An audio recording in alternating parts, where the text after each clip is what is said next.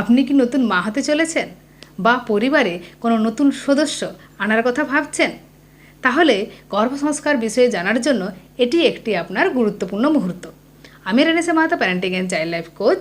আমি সাহায্য করি সেই সব বাবা মাদের যারা তাদের নিজের সন্তানকে রেসপন্সিবল, হ্যাপি এবং সাকসেসফুল বানাতে চায়, কোনো রকম রাগ বা চিৎকার ছাড়াই। আজকের ভিডিওটিতে আমরা জানব যে গর্ভসংস্কার আসলে কী এবং এর কী গুরুত্ব রয়েছে। তাছাড়া এটি কি শুধুমাত্র পুরনো সংস্কার, নাকি এর পেছনে রয়েছে কিছু আধুনিক বিজ্ঞান? চলুন জেনে নিই। গর্ভসংস্কার কি?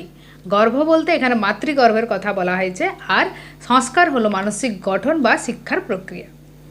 অর্থাৎ গর্ভাবস্থাতেই শিশুকে মানসিকভাবে প্রস্তুত করা। আজ থেকে হাজার হাজার বছর আগে আমাদের ভারতীয় আয়ুর্বেদ এবং পুরাণে বলা হয়েছে যে গর্ভাবস্থায় মায়েরা যে ধরনের চিন্তা করেন, যেমন পরিবেশে থাকে, যেমন খাবার খান, যে ধরনের আচরণ করে, সব কিছুই শিশুর মস্তিষ্ক এবং মানসিকতার উপর প্রভাব পড়ে। তাছাড়া আজকের নিউরোসায়েন্স এবং এপিজেনেটিক্সরাও এই কথা স্বীকার করেন যে গর্ভের শিশুর উপর মায়ের অনুভূতি, তার পরিবেশ, এমনকি বাবার আচরণও গভীরভাবে প্রভাব ফেলে। তাছাড়া আমাদের শিশুর ব্রেন ডেভেলপমেন্ট শুরু হয় গর্ভাবস্থার 3য় সপ্তাহ থেকে এবং তার ইমোশনাল মেমোরি ডেভেলপ হয় 6 মাস থেকে। তাই গর্ভসংস্কার শুধু মন্ত্র নয়, এটা একটা লাইফস্টাইল প্রোগ্রাম যেখানে রয়েছে music, meditation, affirmation, visualisation, positive talk এবং ইমোশনাল বন্ডিং। আর সব কিছু এগুলো কিন্তু একসাথে মিলেমিশে কাজ করে। প্যারেন্টিংয়ের জন্য গর্ভসংস্কার কেন জরুরি? আচ্ছা বলুন তো, প্যারেন্টিং কখন শুরু হয়? জন্মের পর? অ্যান্সার না, প্যারেন্টিং শুরু হয় গর্ভাবস্থা থেকে। কেননা তখন থেকেই আপনি আপনার শিশুর মনের আকার দিতে শুরু করেন। কারণ গবেষণায় দেখা গেছে যে যেসব মায়েরা গর্ভাবস্থাতে নিজেদেরকে অনেক দুশ্চিন্তার মধ্যে রাখে বা অনেক বেশি টেনশনে থাকে, তাদের সন্তানেরা অ্যাংজাইটির প্রবণতা বেশি থাকে। আর যেসব মায়েরা অনেক হ্যাপি বা খুশি থাকে, তাদের সন্তানদের মধ্যে ইমোশনাল ইন্টেলিজেন্স কিন্তু খুব ভালো হয়।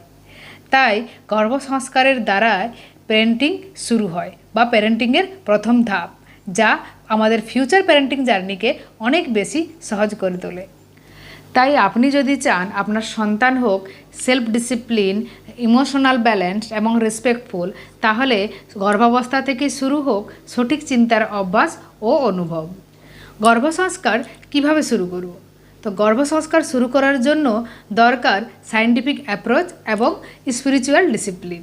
তবে তার আগে নিজেকে শান্ত করতে শিখুন। তারপর আপনি ডেলি নিজেকে 10 মিনিট মেডিটেশন করতে পারেন। এবার সফট মিউজিক শুনুন, ভালো বই পড়ুন, ডেলি শিশুর সঙ্গে ভালো কথা বলুন, পজিটিভ টক করুন, অ্যাফার্মেশন দিন। এছাড়া আপনি ব্রিদিং এক্সারসাইজ এবং যোগা ভীষণভাবে আপনাকে কিন্তু হেল্প করবে। তবে অবশ্যই বলবো এটা প্রেগনেন্সি যোগা ট্রেনার এবং কোচের গাইডলাইন মেনে করবেন। এবার বলবো, আপনি আপনার সন্তানকে যদি রেসপন্সিবল, হ্যাপি এবং সাকসেসফুল বানাতে চান, তাহলে আমার গর্ভসংস্কারের যে সিরিজের যে পর্বগুলি রয়েছে সেগুলো অবশ্যই ফলো করুন। আর ভিডিওটি ভালো লাগলে লাইক, কমেন্ট এবং শেয়ার করবেন। দেখা হচ্ছে নতুন একটা পর্বের সঙ্গে। ততদিন সুস্থ থাকুন, ভালো থাকুন, সচেতন থাকুন। ধন্যবাদ।